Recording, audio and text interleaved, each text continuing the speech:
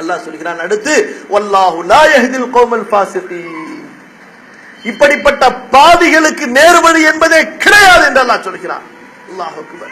யார் தனது உள்ளத்திலே அல்லாஹ்வுடைய அன்பை விட, ரசூலுடைய அன்பை விட, அவனது மார்க்கத்தினுடைய அன்பை விட இந்த உலக வஸ்துக்களுடைய அன்பை அதிகப்படுத்திக் கொண்டார்களோ அவர்களை பாவிகள், அவர்களுக்கு நேர்வழி கிடையாது என்று அல்லாஹ் சொல்கிறான்.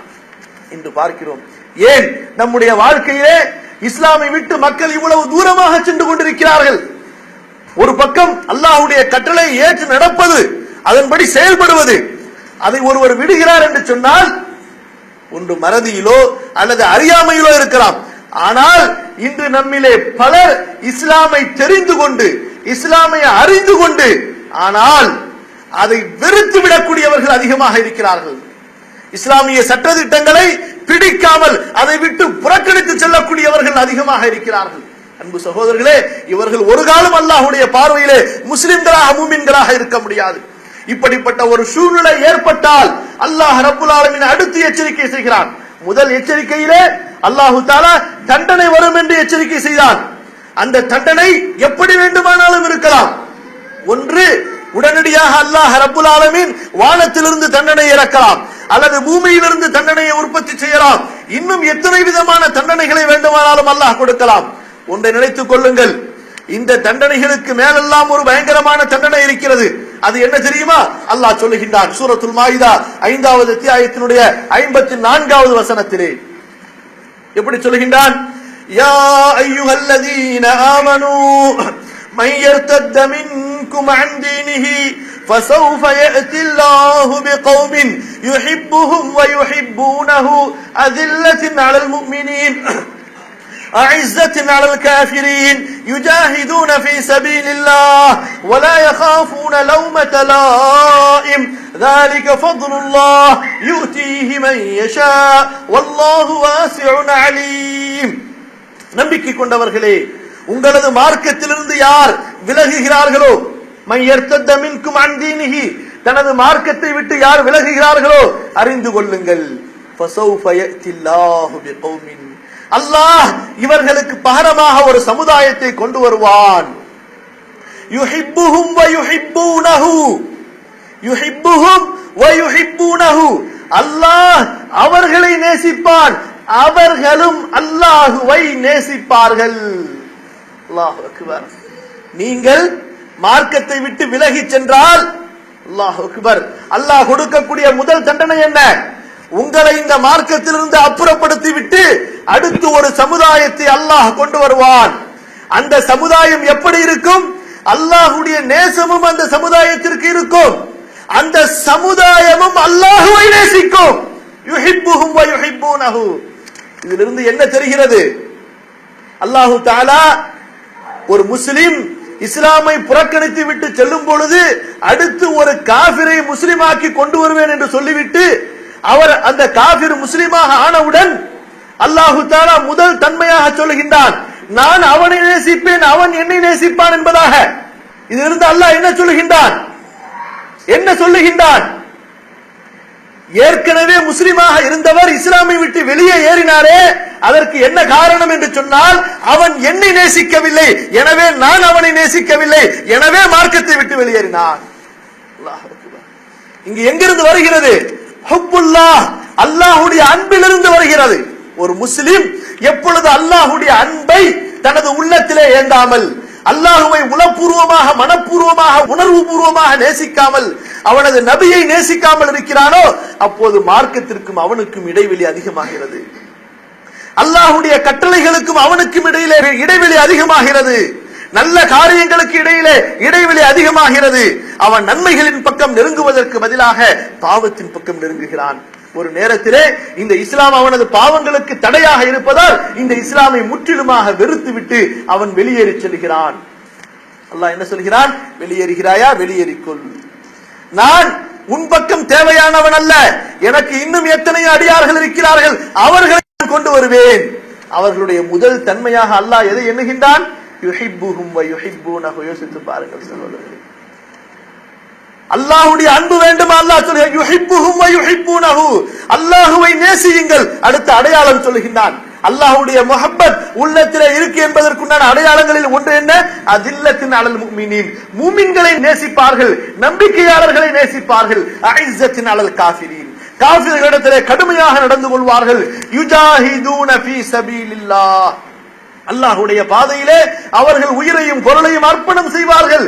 வலா யகாஃபூன லௌமத லாயிம், மிகப்பெரிய ஒரு ஸ்தானத்தை, ஒரு தகுதியை அல்லாஹ் குறிப்பிடுகின்றான்.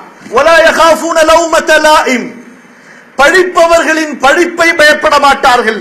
அன்பிற்குரியவர்களே, நன்றாக கவனித்துக் கொள்ளுங்கள், சிந்தித்துக் கொள்ளுங்கள். இந்த ஆயத்தின் மீது, இந்த வசனத்தின் மீது நமது ஈமானை உரசி பார்ப்பதற்கு அல்லாஹ் சொல்லக்கூடிய வசனங்கள் இவை. சும்மா விளையாட்டு போக்காக கேட்டுவிட்டு செல்வதற்காக உள்ள வசனங்கள் அல்ல. அல்லாஹ் சொல்கிறான், ஒருவர் நம்பிக்கையாளர், அவருடைய உள்ளத்திலே ஈமான் வந்து விட்டது, அவர் அல்லாஹுவை நேசிக்கிறார் என்று சொன்னால் அவருடைய வாழ்க்கையிலே இஸ்லாம் இருக்க வேண்டும், தூதருடைய வழிமுறை இருக்க வேண்டும். அவற்றை பின்பற்றுவதிலே, இஸ்லாமை பின்பற்றுவதிலே, இஸ்லாமிய சட்டங்களை பின்பற்றுவதிலே பழிப்பவரின் பழிப்பை அவர் பயப்பட மாட்டார். லா யகாஃபூன லௌமத, எதையும் அவர் பொருட்படுத்த மாட்டார். இது அல்லாஹ்வுடைய கட்டளை, அவனது தூதருடைய வழிமுறை என்று தெரிந்தால் போதும், மன விருப்பத்துடனே நேசத்துடனே அதை ஏற்று நடப்பார். இன்று பாருங்கள், இந்த அன்பு முஹப்பத் உண்மையிலேயே அல்லாஹ்வின் மீதும் அல்லாஹ்வுடைய ரசூலின் மீதும் மார்க்கத்தின் மீதும் நாம் வைக்கக்கூடிய அன்பு ஆகிரத்துடைய அன்பு, உண்மையான அன்பு. ஆனால் பொதுவாக இந்த அன்பு என்பதை எப்படி என்று சொன்னால், யாரின் மீது மனிதன் அன்பு கொள்கிறானோ அவனை போன்று மாறுவதற்கு அவன் முயற்சி செய்வான். அவனுடைய கட்டளைகளையும் செயல்களையும் ஏற்றுக்கொள்வதற்கு இவன் தயங்க மாட்டான் என்று பார்க்கிறோம். சிலர் நடிகர்களை, நடிகைகளை நேசிக்கிறார்கள், அல்லது தங்களது மத தலைவர்களையோ அரசியல் தலைவர்களையோ நேசிக்கிறார்கள். என்ன செய்து கொள்கிறார்கள்? எப்போது இவர்கள் நேசிக்க ஆரம்பிக்கிறார்களோ, அவர்கள் மீது அன்பு வைக்க ஆரம்பிக்கிறார்களோ, அவர்களுடைய செயல்களை எல்லாம் தங்களுடைய செயல்களாக மாற்றிக்கொள்ள விரும்புகிறார்கள். அவர்கள் அணிவதை போன்று, அவர்கள் நடப்பதை போன்று, அவர்கள் பேசுவதை போன்று தாங்களும் அப்படியே நடக்க வேண்டும், பேச வேண்டும் என்பதாக முயற்சி செய்கிறார்களா இல்லையா? அன்பு சகோதரர்களே, இந்த அன்பு இருக்கிறதே, இது ஷைத்தானுடைய அன்பு, நாளை நரகத்திலே கொண்டு போய் தள்ளக்கூடிய அன்பு. இந்த அன்பை கொண்டு நரகத்திற்கு தான் செல்ல முடியும். யாருடைய அன்பை கொண்டு நாம் சொர்க்கத்திற்கு செல்ல முடியும்? அல்லாஹ்வுடைய அன்பை கொண்டு, அல்லாஹ்வுடைய தூதருடைய அன்பை கொண்டு, இஸ்லாமினுடைய அன்பை கொண்டு நாம் சொர்க்கத்திற்கு செல்ல முடியும். அல்லாஹ்வின் மீது அன்பு வைக்கவில்லை என்றால் நம்முடைய ஈமான் முழுமையாகாது. அல்லாஹ்வின் மீது நேசம் வைக்கவில்லை என்றால் நாம் ஈமானுடைய ருசியை, சுவையை அடைந்து கொள்ள முடியாது. ரசூலுல்லாஹி ஸல்லல்லாஹு அலைஹி வஸல்லம் ஒரு முறை பிரசங்கம் செய்து கொண்டிருக்கிறார்கள். தோழர்களிலே ஒருவர் எழுந்திருத்து கேட்கிறார். ரசூலுல்லாஹி ஸல்லல்லாஹு அலைஹி வஸல்லம் மறுமையை பற்றி அநேகமாக அந்த பிரசங்கத்திலே பேசிக் கொண்டிருந்தார்கள். அந்த தோழருடைய கேள்வியிலிருந்து நாம் புரிந்து கொள்கிறோம். திடீரென்று எழுந்திருத்த அந்த தோழர் கேட்கிறார், அல்லாஹ்வின் தூதரே, மத்தஸ்ஸாஆ, மத்தஸ்ஸாஆ, மறுமை, மறுமை, அந்த திடுக்கிடும் நாள் எப்போது வரும்? ரசூலுல்லாஹி ஸல்லல்லாஹு அலைஹி வஸல்லம் தங்களது பேச்சை தொடர்கிறார்கள்.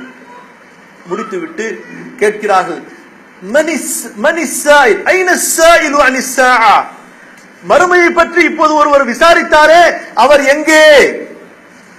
மறுமையை பற்றி ஒருவர் விசாரித்தாரே, அவர் எங்கே என்பதாக ஒரு மூலையிலே பயந்து நடுநடுங்கி அமர்ந்திருக்கிறார். அழைக்கிறார்கள் அல்லாஹ்வுடைய தூதர் ஸல்லல்லாஹு அலைஹி வஸல்லம், நீதான் மறுமையை பற்றி விசாரித்தாயா? அல்லாஹ்வின் தூதரே, நான் தான் விசாரித்தேன். அப்போது ரசூலுல்லாஹி ஸல்லல்லாஹு அலைஹி வஸல்லம் அவரை பார்த்து கேட்டார்கள், மறுமையை பற்றி நீ விசாரிக்கிறாயே, மாதா அஅதத்த லஹா, அந்த மறுமைக்காக நீ சம்பாதித்து எதை வைத்திருக்கிறாய்? என்ன சேகரித்து வைத்திருக்கிறாய்? அங்கே செல்வதற்கு நீ என்ன முன்கூட்டி உண்டான தயாரிப்புகளை செய்து வைத்திருக்கிறாய்? அல்லாஹ் அக்பர் கபீரா. இப்படிப்பட்ட பயங்கரமான கேள்வி. அதற்கு அல்லாஹ்வுடைய தூதர் ஸல்லல்லாஹு அலைஹி வஸல்லம் அவர்களுடைய பதில் எப்படிப்பட்ட பதில் பாருங்கள். கேள்வியவே பதிலாக ஆக்குகிறார்கள். நீ என்ன செய்து வைத்திருக்கிறாய் மறுமைக்காக, அதை முதலிலே சிந்தித்து பார். அந்த சஹாபியினுடைய நடுக்கம், பயம் மேலும் அதிகமாகிறது. அவர் சொல்கிறார், அல்லாஹ்வின் தூதரே, நம்மளா இருந்தா என்ன செஞ்சிருப்போம்? நான் ஒரு 5 ஹஜ்ஜி செஞ்சிருக்கிறேன், 10 ஹஜ்ஜி செஞ்சிருக்கிறேன், 10 குமரை கட்டி கொடுத்திருக்கிறேன், 4 பேருக்கு நல்ல காரியம் பண்ணிருக்கிறேன்னு சொல்லி நாம் செய்திருக்கக்கூடிய அற்ப அமல்களை எண்ணி இருப்போம். சஹாபாக்கள் அப்படிப்பட்டவர்கள் அல்ல, பயந்தவர்கள், நடுங்கியவர்கள், உண்மையாக அல்லாஹ்வின் மீது நேசம் கொண்டவர்கள். என்ன சொன்னார்கள் தெரியுமா? யா ரசூலல்லாஹ், மா அஅதத்து லஹா மின் கதீரி ஷை. அல்லாஹ்வின் தூதரே, சொல்லிக் கொள்ளும்படியாக பெரிய அதிகமான நற்கர்மங்களை நான் செய்திருக்கவில்லை. வலக்கின் உஹிப்புல்லாஹ வ ரசூலஹு, நான் அல்லாஹ்வை நேசிக்கிறேன், அல்லாஹ்வுடைய தூதரை நேசிக்கிறேன். அல்லாஹ் அக்பர். எப்படிப்பட்ட வார்த்தை பாருங்கள். என்ன சொன்னார்கள்?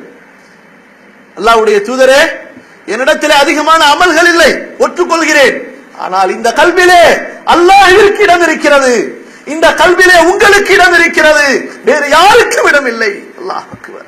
வலக்கின்னி உஹிப்புல்லாஹ வ ரசூலஹு, இந்த கல்வி அல்லாஹ்வுடைய அன்பால் நிரப்பப்பட்டிருக்கிறது, இந்த கல்வி உங்களது அன்பால் நிரப்பப்பட்டிருக்கிறது, எனக்கு யாருடைய அன்பும் இந்த உள்ளத்திலே இல்லை. அல்லாஹ் அக்பர். வலக்கின்னி உஹிப்புல்லாஹ வ ரசூலஹு. அடுத்து பாருங்கள், ரசூல் ரப்பில் ஆலமீன் ஸல்லல்லாஹு அலைஹி வஸல்லம் சொன்ன பதிலை. அப்படியா? அன்த மஅ மன் அஹ்பப்த, நீ யாரை நேசிக்கிறாயோ அவருடன் நாளை மறுமையிலே இருப்பாய். நீ யாரை விரும்புகிறாயோ அவருடன் நாளை மறுமையிலே இருப்பாய். அல்லாஹ் அக்பர். எப்படிப்பட்ட நற்செய்தி பாருங்கள். சுட்டிக்காட்டி சொல்லுகின்றார்கள். இந்த வார்த்தையை கேட்டவுடனே சஹாபாக்கள் எல்லாம் அல்லாஹ் அக்பர் எப்படி மகிழ்ச்சி அடைந்தார்கள் தெரியுமா? அது ஒரு பெருநாளை போன்று அவர்களுக்கு அந்த மகிழ்ச்சி இருந்தது என்பதாக குறிப்பிடுகின்றார்கள். என்ன காரணம்? அவர்களிடத்தில் அல்லாஹ்வுடைய அன்பு இருந்தது, நேசம் இருந்தது, பிரியம் இருந்தது. அதனால் அந்த செய்தி அவர்களுக்கு மகிழ்ச்சியான செய்தியாக இருந்தது. சஹாபாக்களுடைய மொத்த நிலைமை அப்படித்தான் சகோதரர்களே.